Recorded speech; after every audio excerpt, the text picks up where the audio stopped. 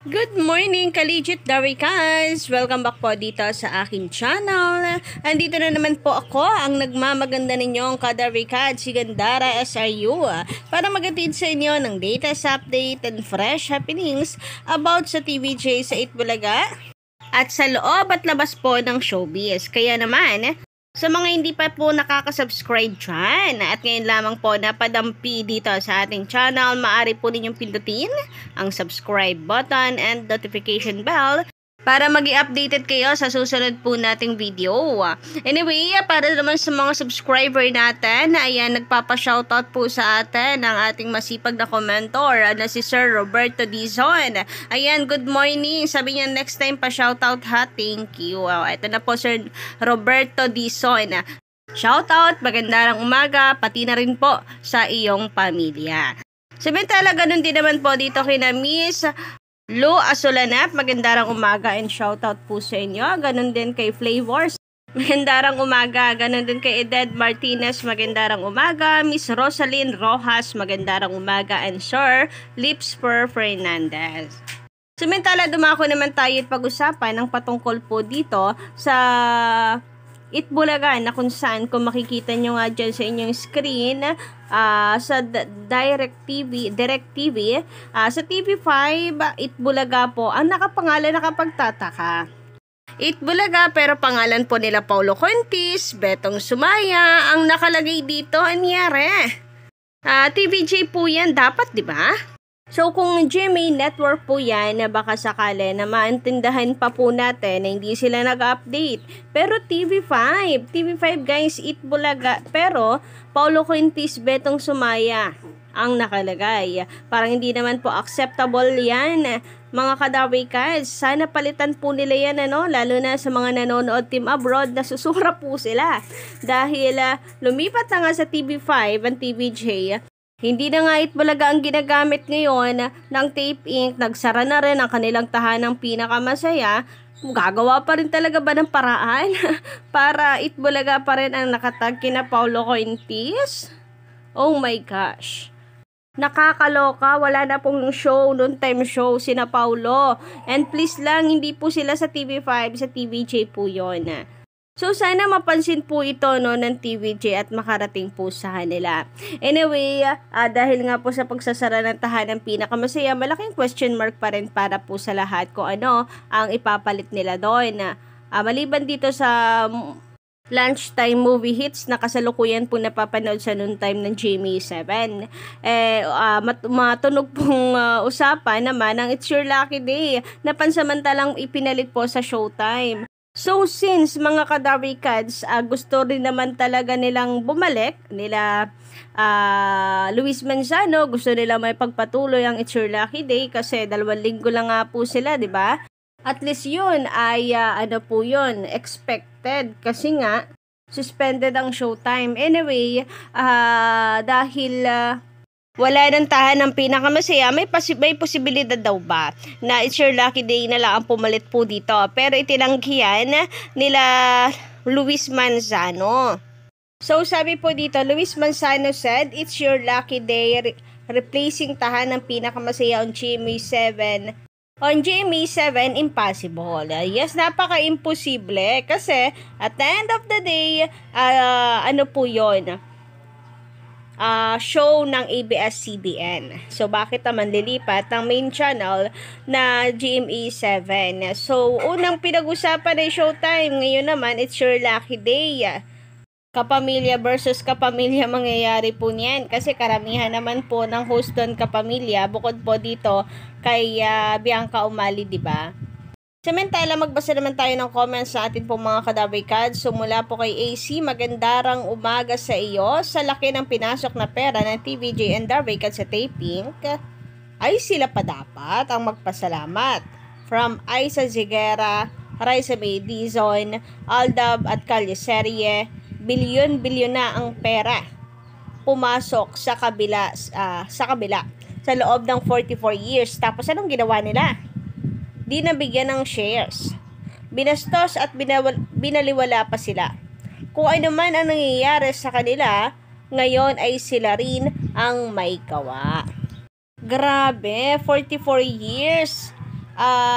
ganon-ganon na lamang po bumagsak. Sabi nga po ni Kuya Mark sa kanyang live, yan ang mahirap kapag nakabase lang po sa isang show. Ang tagal po nila sa industriya, 4 na dekada, pero ang pinapagana lang nila ay Itbulaga, kaya nang nawala talagang tuloy-tuloy bagsak at wala pong another source of income. Siguro family business meron, pero sa corporation ay wala, kaya tuloy-tuloy ang pagbagsak mula nang mawala ang Itbulaga sa kanila. So malaking malaki pong kamalian na hinayaan nilang umalis ang TVJ sa kanila. Napakawala nito at hindi alagaan. May pagkukulang po talaga sa kanilang kumpanya.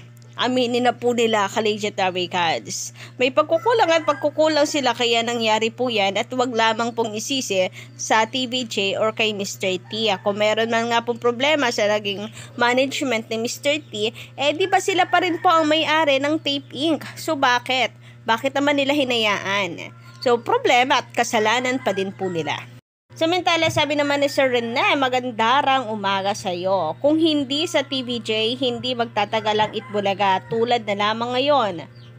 Yung tahanang pinakamasaya or TP na pinamamahalaan ng mga halos-hos, nagtagal ba?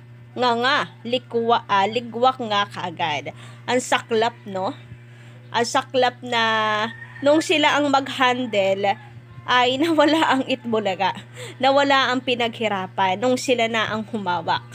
Isang malaking katotohanan na without TVJ, hindi lalaki ng ganyan ang kanilang kumpanya.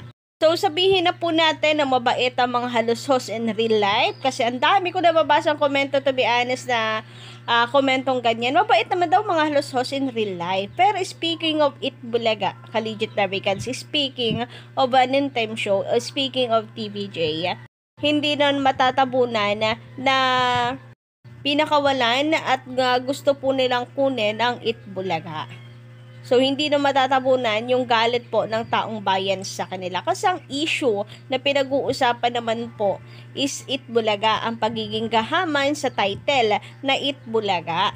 Samantala, sabi naman dito ni Lily, magandarang umaga. Kung di dahil sa TVJ, walang Itbulaga na mapapakinabangan ang mga halos-hos dahil sila ang sikat at sila ang gusto ng sponsors. So, yun sana ang tinimbang ng Tape Inc. Sino bang gusto ng mga advertisers, ng mga sponsor? TVJ ba or mismong Tape Inc? Mag-aano nga naman ang mga sponsors sa kanila? Hindi naman na Tape Inc. ang dahilan kung bakit lumago ang kanilang mga negosyo, kundi dahil sa mukha at sa trust ng tao sa TVJ. Dahil po sa pag-i-endorso ng TVJ, hindi po ng Tape. Sige, palitan po nila ang TVJ ng isang Paulo Contis at Buboy Villar. Halimbawa, ano bang sponsors ngayon ng TVJ? CDO. Subukan nila na si Bossing ang pag-endorsohin versus pag-endorsohin nila si Paulo Contis and Buboy Villar. Tingnan po natin kung sino ang mas effective na endorser. So, kung iniisip ng Tape Inc. na sila ang habol na advertisers, nagkakamali sila. Dahil TVJ ang dahilan kung bakit marami silang sponsors.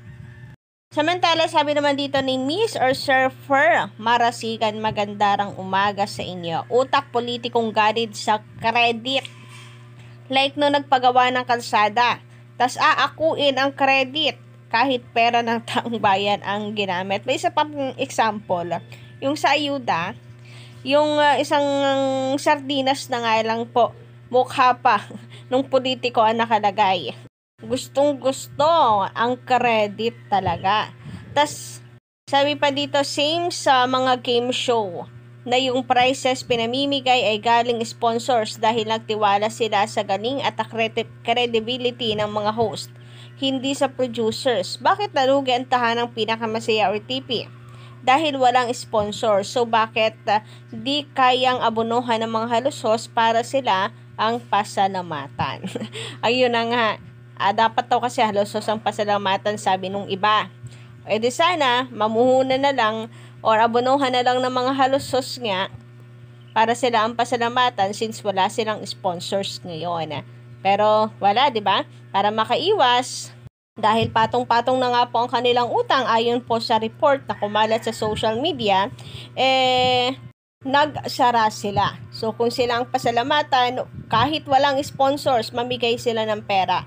Subukan po natin, try po natin. Anyway, imposible na yan dahil nga sa sarado na po sila ngayon. Pero yun nga, dapat talaga or mas ang dapat po talaga is salamat po sa mga sponsors, ganin dapat. Anyway, yun lang po ating update sa umagang ito. Don't forget to click the subscribe button and notification bell for more updates.